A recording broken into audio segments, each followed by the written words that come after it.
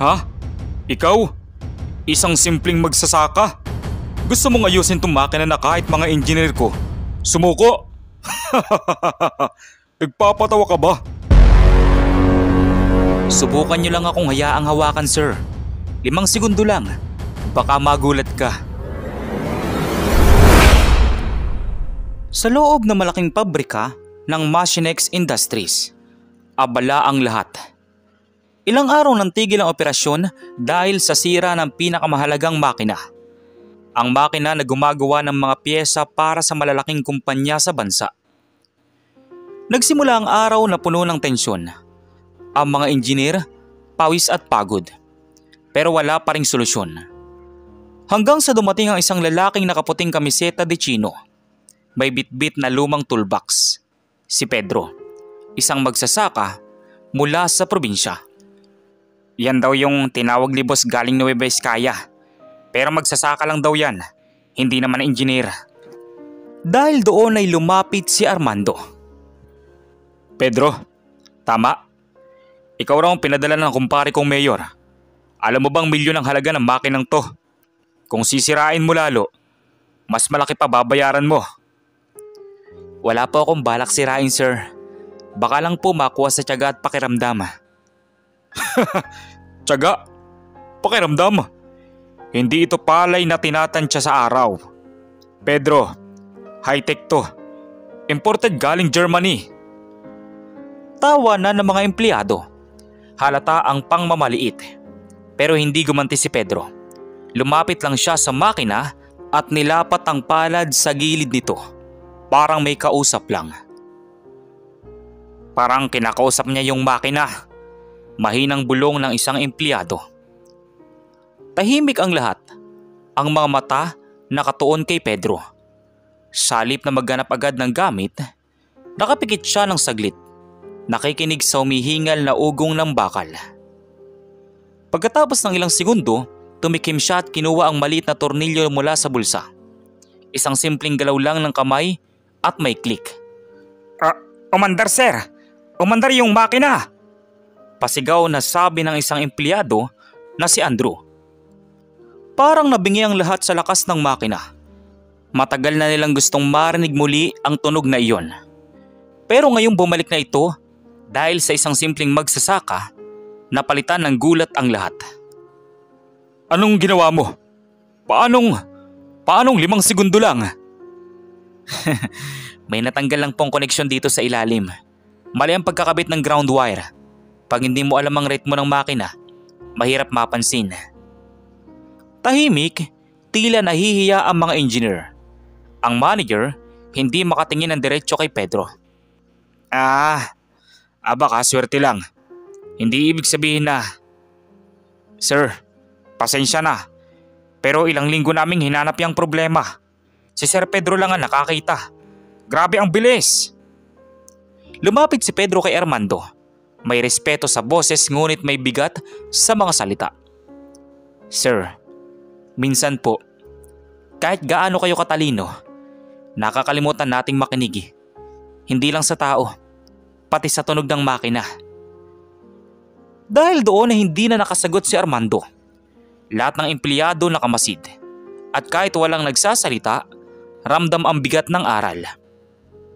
Ang mayabang na manager na minsang tumatawa sa hirap ng iba, ngayon ay napatahimik ng isang taong marunong magpakumbaba. Hindi mo kailangang may diploma para may alam. Ang puso ni Pedro para may koneksyon sa bakal mismo, sabi ni Andrew. Pagkatapos ayusin ang makina, hindi na nagtagal si Pedro.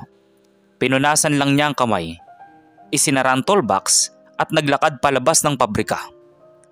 Habang papalayo siya, sinundan siya ng tingin ng lahat. Hindi dahil sa awa o pangungutya, kundi sa paghanga.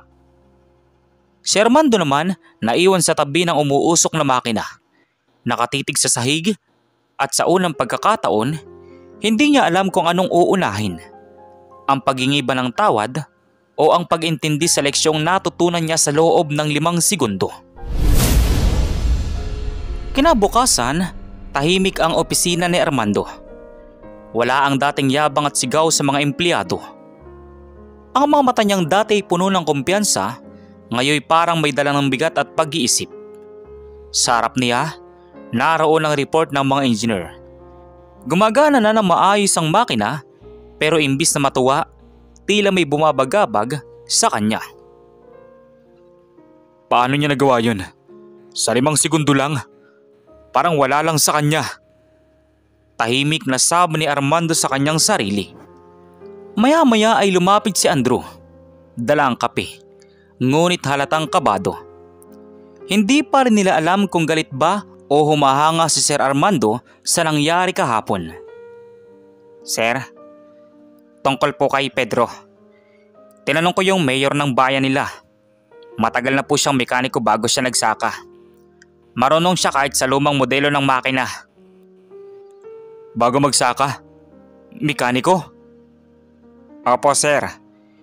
Tinulungan pa nga daw niya dati yung buong baryo nila nang masira yung irrigation pump. Sabi nila, kahit anong makina, basta marinig niya, alam niya kung saan ang sira. Sandaling natahimik si Armando. Sa unang pagkakataon, naramdaman niyang mahiya siyang dapat harapin. Kinuha niya ang cellphone niya at tumingin sa contact card na iniwan ni Pedro kahapon. Isang simpleng papel na may sulat kamay. Pedro de la Cruz, magsasaka, mekaniko, Barangay San Luis, Nueva Ecija. Tinitigan niya yon ng matagal. Hindi lahat ng marunong may titulo. Hindi lahat ng walang pinag-aralan mangmang. Mahinang bulong ni Armando sa kanyang sarili. Kinabukasan, sumakay siya sa itim na SUV at nagmaneho patungong Nueva Ecija. Mainit ang araw at habang binabaybay niya ang daan, naalala niya mga sinabi ni Pedro. Minsan, hindi kailangan maging pinakamatalino. Kailangan lang marunong makinig. Pagdating sa baryo, sinalubong siya ng mga bata at ng amoy ng bagong ararong lupa. Sa dulo ng kalsada, nakita niya si Pedro. Nakasombrero, pawis at abala sa pag-aayos ng lumang traktor. Pedro! Tawag ni Armando. Sir Armando? Aba, kayo po pala. Ano pong ginagawa niyo rito? May problema ba ulit sa makina? Tanong naman ni Pedro. Wala Pedro, wala. Dumayo ko rito para magpasalamat at tumingi ng tawad. Napatigil si Pedro. Hindi niya akalaing maririnig niya yon mula sa isang taong halos ipahiya siya sa harap ng lahat. Sir, wala pong masama sa nangyari. Ginawa ko lang naman po yung alam kong tama. Hindi lang yun Pedro. Mali ako sa paghusga. Nasanay kasi akong tignan ng tao base sa itsura, sa damit, sa pinag-aralan at marami pang iba. Pero ikaw, tinuruan mo ako makinig. Hindi lang sa makina, kundi sa sarili. Tahimik na ngumiti si Pedro at ipinunas ang langis sa kanyang kamay. Lahat po tayo may alam na wala sa iba. Kung minsan, ang pagkakaiba lang. Yung iba, marunong makinig. Yung iba, puro yabang. Tinamaan ako dun na. Natatawang sabi ni Armando. Pareho silang natawa. At sa ilalim ng araw, tila naglaho ang agwat ng edukasyon, posisyon at kayamanan. Ang natira na lang ay respeto. Pedro, gusto kong ayain ka pabalik sa kumpanya. Hindi bilang mekaniko. Gusto kong ikaw maging consultant namin sa maintenance. May posisyon na may pangalan mo. Sir, malaking tiwala po yan. Pero sanay ako rito sa baryo, sa lupa, sa tahimik na buhay. Hindi ko inihingi na iwan mo lahat. Pwede kang bumisita tuwing kailangan. Ang mahalaga, matuto kami sa paraan mo. Hindi lang sa galing, kundi sa puso mo. Dahil doon ay tumango si Pedro. Kita sa mukha ang simpleng tuwa. Hindi dahil sa posisyon o pera, kundi dahil nakita niya ang pagbabago sa taong minsan ay mapangmata. Sige po sir, kung makakatulong ako, bakit hindi? Pero sa isang kondisyon lamang po sana. Ano yun? Bawal na po ang sigaw sa mga empleyado. Lahat tayo, pare-pareho lang. Kahit manager, kahit to ano pa man. Minsan, kailangan din nating matutong makinig. Deal. Ako na mismong maunguna riyan. Pagsang-ayon ni Armando. At sa ilalim ng araw na iyon, nagkamay ang dalawang lalaki. Isang mayabang na dating manager at isang simpleng magsasaka na may puso ng tunay na manggagawa. Mula noon ay naging magkaibigan sila. Sa tuwing may sira ang makina sa kumpanya, si Pedro ang unang tinatawag. Pero higit pa roon, naging inspirasyon siya sa lahat ng empleyado. Ang galing ng mundo minsan, no? Yung tinatawanan mo, siya pala magtuturo sa'yo ng tunay na katalinuhan. Hindi lang sa makina, kundi sa buhay, sabi ni Andrew. At mula sa araw na iyon, hindi na muling naging mayabang si Armando. Sa bawat umaga sa pabrika, sinisigurado niyang marunong siyang makinig. Hindi lang sa tunog ng makina, kundi sa mga taong bumubuhay dito. Lumipas ang ilang linggo mula nang bumisita si Armando sa baryo ni Pedro. Mula noon, tila ibang tao na ang manager ng Machinex Industries. Hindi na siya sumisigaw, hindi na siya nagmamadali, at natuto na siyang makinig. Sa loob ng pabrika, makikita mo siya mismo na nakikipag-usap sa mga manggagawa. Dati, ni hindi siya lumalapit sa kanila. Pero ngayon, siya pa ang unang bumabati ng, "Magandang umaga. Kamusta ang ship nyo?" Ang pagbabago ni Armando ay hindi lingid kay Andrew at sa iba pang empleyado. "Hindi ko akalaing mangyayari to. Si Sir Armando, marunong nang ngumiti. Lalo pat tinatawag niyang Sir Pedro ang magsasaka," sabi ni Andrew. Isang umaga, dumating si Pedro sa pabrika. Hindi na siya visitor ngayon lang, kundi consultant. Simpleng damit pa rin, pero may ID na nakasabit sa leeg na may nakasulat, Pedro de la Cruz, Technical Advisor. "Pedro, butit nakarating ka. Tulungan mo nga tong team ko. Parang may konting delay sa bagong linya." "Walang problema sir, pero bago yan, may ipapakita ko." Kinuha ni Pedro ang isang maliit na diagram na iginuhit niya sa karton. Dito niya ipinaliwanag kung paano dapat maramdaman ang ritmo ng makina. Hindi lang base sa tunog, kundi pati sa vibration at daloy ng hangin. Hindi niya ginamit ang technical terms, pero bawat salita niya malinaw at madaling maintindihan. "Kapag maramdaman niyong parang may stop breath sa tunog ng makina, ibig sabihin ay may parting napuputol ang daloy. Hindi nyo kailangan agad baklasin. Pakinggan nyo muna. Gamitin ang pandinig at pakiramdam, hindi lang mata." Grabe, parang may sariling wika yung makina sa kanya. Parang alam niya kung kailan masaya o galit yung bakal. Namamangang sabi ni Andrew sa kanyang sarili. Natawa si Pedro. Kahit simpleng salita, dama ng lahat ang lalim ng karanasan niya. Ang makina, parang tao rin. Kapag pinilit mo, lalong nasisira. Pero kung papakiramdaman mo, kusa niyang sasabihin kung anong mali. Yan ang gusto ko matutunan ng lahat dito. Hindi puro numbers, hindi puro manual. Puso muna, bago utak. At doon nagsimula ang bagong yugto ng kumpanya. Sa tulong ni Pedro, nagsagawa sila ng training program na tinawag ni Armando na Project Pakiramdam. Isang programa kung saan tinuturuan ng mga veteranong manggagawa at mekaniko ang mga engineer kung paano pakinggan ang makina, hindi lang ayusin.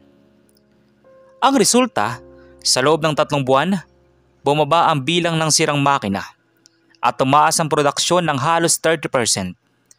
Pero higit pa sa kita, ang mas mahalaga ay ang pagbabago sa loob ng pabrika. Wala nang mataas o mababa, lahat nagtutulungan. Ang dating mayabang na manager, ngayon ay isa ng leader na marunong magpakumbaba. Alam nyo, simula nang dumating si Pedro, parang mas madali magtrabaho.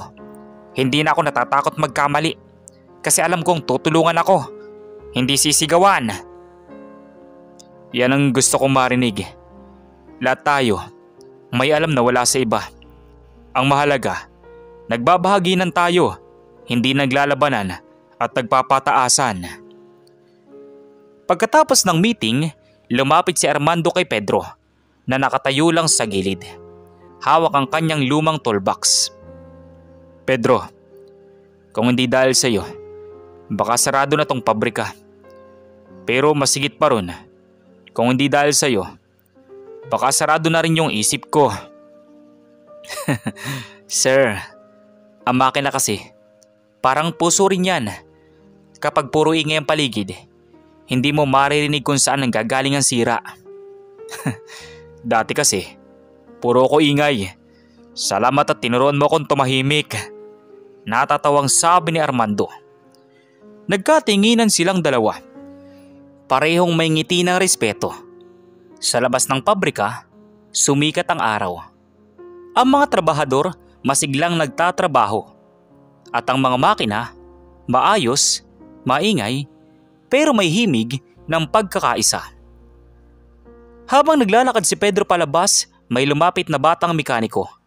Halatang baguhan pa. Sir Pedro, totoo po bang hindi nyo natapos ang pag-aaral? Totoo, pero tandaan mo iho, hindi sa diploma nasusukat ang talino. Sa puso at sa gawa mo yun makikita. Balang araw, gusto ko ring maging katulad nyo, sir. Mas magaling ka pa sa akin balang araw. Basta wag kang lalayo sa kababaang loob. At sa bawat tunog ng makinang umaandar, may kwento ng pagbabago, paggalang at pag-asa. Ang dating pabrika na puno ng yabang, ngayon ay puno ng kababaang loob at pagkakaisa. At sa gitna ng lahat ng ingay, may isang tinig na lagi nilang maririnig. Ang boses ni Pedro. Ang magsasakang nagturo sa kanila ng aral na di kayang ituro ng kahit anong libro. Makinig ka, dahil minsan, sa katahimikan mo maririnig ang sagot. Lumipas ang 6 na buwan sa pabrika ng Machinix Industries, halos hindi mo na makilala ang dating lugar. Ang dating maingay na sigawan, ngayon ay puno ng tawanan. Ang mga empleyado, masigla. Ang mga makina, maayos. At sa gitna ng lahat ng iyon, si Pedro nakangiti habang nakamasid. Hindi na siya ang magsasakang pinagtatawanan. Ngayon, siya ang taong tinitingala. At ngayong araw, may isang espesyal na pagtitipon. May malaking tarpaulin sa entablado. Employee Appreciation and Innovation Awards. Nasa harap ang lahat ng empleyado, mga engineer at mismong presidente ng kumpanya. Sa gitna ng entablado, si Armando. Nakasuot ng simpleng coat, ngunit may dalang kumpiyansa at ngiti ng tunay na leader. Magandang araw sa ating lahat. Ngayong taon, gusto kong parangalan ng isang tao na hindi lang nagturo ng bago sa ating trabaho, kundi nagbago ng ating pananaw sa buhay. Tahimik ang lahat. Si Pedro nakaupo lang sa likod. Hawak ang lumang cup. Walang kaalam-alam na siya pala ang pakay ng seremonya. Ang taong ito, dumating sa atin bilang isang simpleng magsasaka. Walang diploma, walang titulo. Pero sa loob ng 5 segundo, tinuruan niya tayong lahat ng aral na di kayang ituro ng kahit anong universidad. Napatingin si Pedro. Dahan-dahan siyang tinapik ni Andrew sa balikat. Sir Pedro, ikaw yon. Bulong ni Andrew. Ako? Gulat na sabi ni Pedro. Tumango si Armando at inabot ang mikropono kay Pedro. Tahimik ang buong pabrika. Lahat nakatingin sa taong dati tinitingnan nila bilang probinsyano lamang. Magandang araw po sa inyong lahat. Hindi ko alam kung anong sasabihin ko, pero salamat. Nandito lang po ako noon para tumulong. Hindi ko inakalang darating ako sa ganitong pagkakataon. Tumingin siya kay Armando na nakangiti ng totoo. Hindi na mayabang, hindi na malamig, kundi puno ng respeto. Alam nyo, dati iniisip ko, maliit lang ang kaya kong gawin. Pero ngayon ko napagtanto, kahit maliit ang tao, malaki ang epekto kapag ginawa mo ng buong puso. Dahil sa kanyang sinabi ay nagpalakpakan ang lahat. Mahaba, sabay tayuan ng mga empleyado. Si Andrew sumipol pa ng mahina habang umiiyak ang isang dalagang engineer sa gilid. Pedro, bilang pasasalamat ng buong Machinix Industries, binibigyan ka namin ng Lifetime Achievement Award at isang regalo mula sa aming lahat. Binuksan ni Armando ang kahon. Nandoon ang isang bagong toolbox, pero hindi ordinaryo, kundi may ukit sa ibabaw. Pedro de la Cruz, ang taong nagturo sa amin na makinig. Sir, ang simple pero napakalaking bagay nito. Wala na akong ibang hihilingin pa. May isa pa, Pedro. Tumango si Armando sa isang staff. Bumukas ang malaking LED screen sa likod.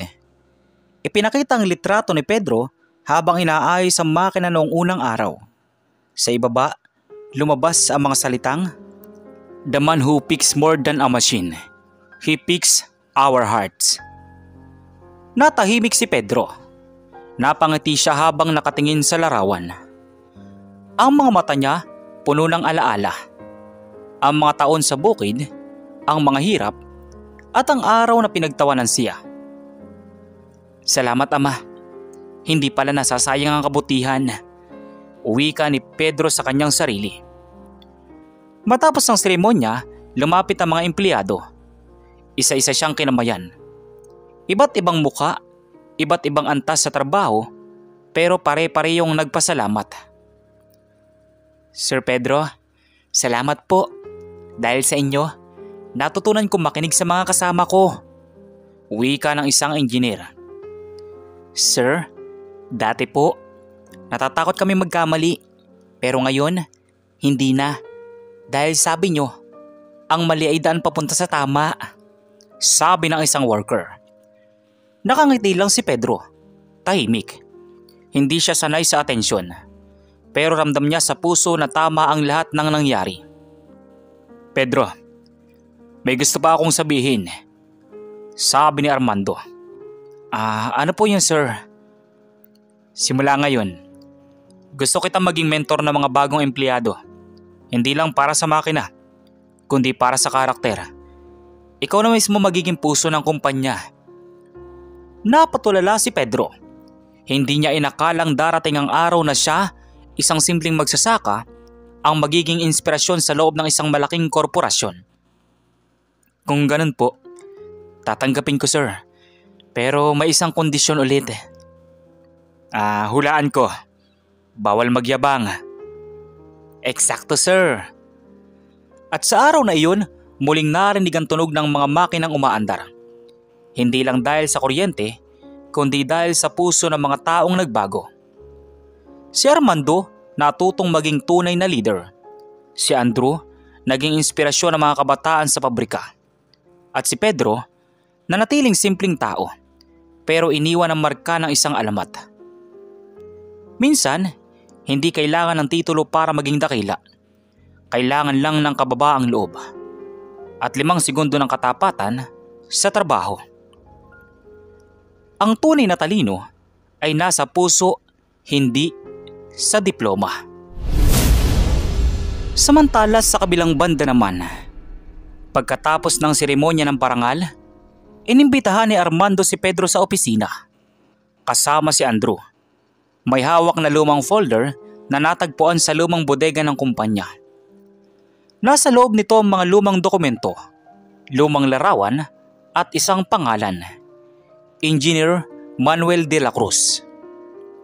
Pedro, napansin ko, pareho kayo ng apelyido ni Sir Engineer Manuel. Siyang isa sa mga unang nagtayo ng kumpanyang ito. 30 taon lang nakakalipas. Pero bigla siyang nawala matapos ang isang aksidente sa planta. Ikaw ba? Opo sir. Siya ang tatay ko. Napatahimik ang buong opisina. Tanging tunog ng lumang wall clock ang maririnig. Si Armando napayuko. Si Andrew halos di makapaniwala sa kanyang narinig. Bata pa ako nung nangyari yon. Araw at gabi kong nakikita ang tatay kong pagod pero masaya sa ginagawa niya. Siyang nagturo sa akin kung paano magtiwala sa makina. At higit sa lahat, sa tao. Pero isang gabi, sumabog ang isang makina sa planta. Sinubukan niyang ayusin bago pa man dumating ang iba. Pero hindi na siya nakalabas. Napatigil si Pedro. Nanginginig ang kamay habang nakatingin sa larawan ng kanyang ama. Ang mga mata niya puno ng alaala. Ang batang umiiyak sa bukid. Ang batang nangakong itutuloy ang pangarap ng kanyang ama. Pero hindi ko alam. Wala sa record ang koleksyon mo sa kanya. Kung alam ko lang dapat... Walang dapat pagsisiyan sir. Hindi ako nagpunta rito para maggabol ng pagkilala. Ang gusto ko lang, mapanatili yung prinsipyo ng tatay ko. Na kahit maliit ka sa mata ng iba, kaya mo mag-iwan ng malaking marka kung marunong ka magmahal sa ginagawa mo. Si Armando napayuko at napaluha. Sa unang pagkakataon, nakita ng lahat ng kanyang tunay na puso. Ngayon ko lang naintindihan ang dahilan kung bakit ganun kababa ang loob mo.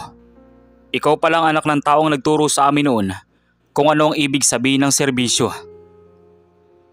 Lumipas ang ilang linggo sa pabrika. Itinayo ni Armando at ng kumpanya ang Manuel de la Cruz Training Center. Isang lugar para sa mga batang mahihirap na gustong matutong mag-ayos ng makina at magtrabaho ng marangal. Sa gitna ng gusali, may nakaukit sa marmol na bato. Itinuloy ng anak ang pangarap ng ama. At sa unang araw ng pagbubukas, si Pedro mismo ang nagturo ng unang klase. Mga anak, tandaan nyo ito. Ang makina, parang tao. Kapag pinilit mo, masisira. Pero kapag minahal mo, tatakbo ng maayos.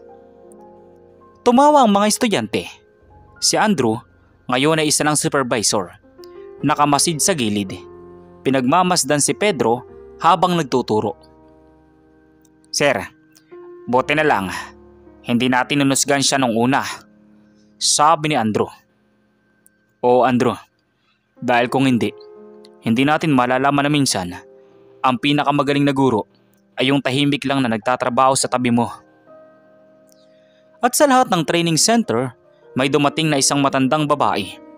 May hawak na lumang rosaryo. Nang makita siya na Pedro, agad siyang lumapit.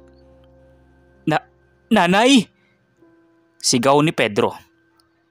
Niyakap niya ang ina. Maigpit. Matagal na panahon silang nagkahiwalay. Ngunit ngayon, nasa gitna sila ng lugar na bunga ng sakripisyo ng kanilang pamilya. Anak, tuwang-tuwa ang tatay mo sa langit. Tinupad mo ang pangako mo.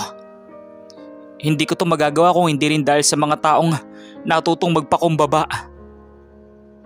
Habang lumulubog ang araw, tumingin si Pedro sa mga makinang umaandar sa loob ng gusali. Ang mga ilaw nagkikislapan. Ang mga tunog ng bakal parang musika ng tagumpay.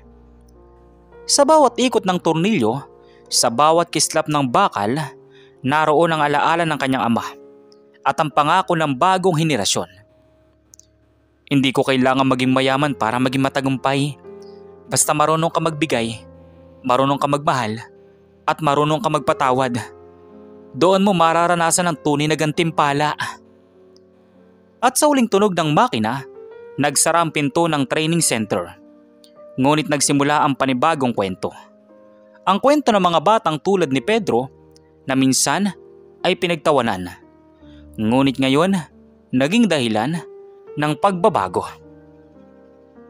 Ang tunay na katalinuhan ay hindi sa kung anong natapos mo, kundi sa kung anong kabutihan ang naiwan mo.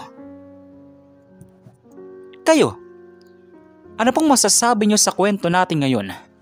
at kung ano mga aral po ang mga natutunan ninyo. Maaari nyo po bang i-comment doon sa baba doon sa comment section para muli ko pong mabasa. So once again, inuulit ko pong muli. Ako po si Tamoxki TV. Kita-kita po tayong muli sa mga susunod pa nating maraming mga video. Thank you and God bless you all. Peace out.